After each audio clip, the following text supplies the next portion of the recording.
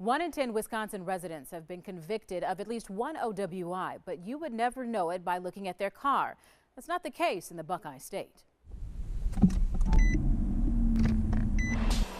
In a sea of red, white, and blue license plates, these stand out on Ohio roadways. Locals call them party plates, not exactly something drivers are proud to show off. Everywhere you go, people know, like, you messed up bad. The plates are a scarlet letter for people convicted of drunk driving. We even found a Facebook page that publicly shames drivers. Officer Greg Nichols is a member of the Parma Police Department's traffic unit. He sees about a dozen party plates a day on his patrol shift, and when he does, he pays close attention. Seeing that does alert us to say, hey, they're been convicted of an OVI or habitual alcoholic, so we may want to check them out and just to see what they're up to. 34. In 2018, the Bureau of Motor Vehicles issued more than 3,100 party plates statewide. Ohio and Minnesota are the only two states where offenders are required to display restricted plates for their first or second conviction. Does it surprise you in Wisconsin that your first OWI is a traffic ticket, no jail time? Yeah, that actually it was quite shocking, to learn that. Offenders spend a minimum of 3 days in jail for their first OWI arrest.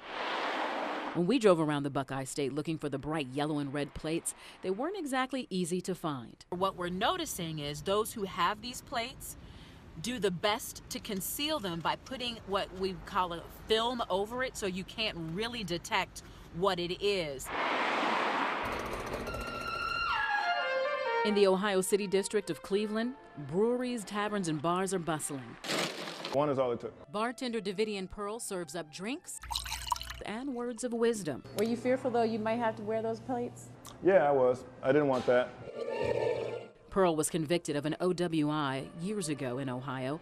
He wasn't required to install party plates, but he knew that was an option. I learned my lesson, not immediately then, but I learned my lesson after that. Pearl says after his first arrest, he quit drinking.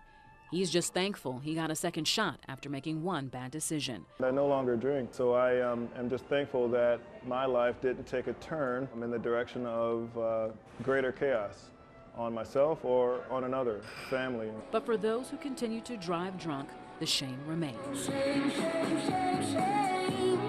Mama doesn't know every night you go to.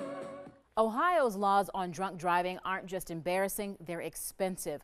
We'll break down the cost and hear from a judge on if the punishment's working. That's tomorrow night on Live at 6. Steve and Carol.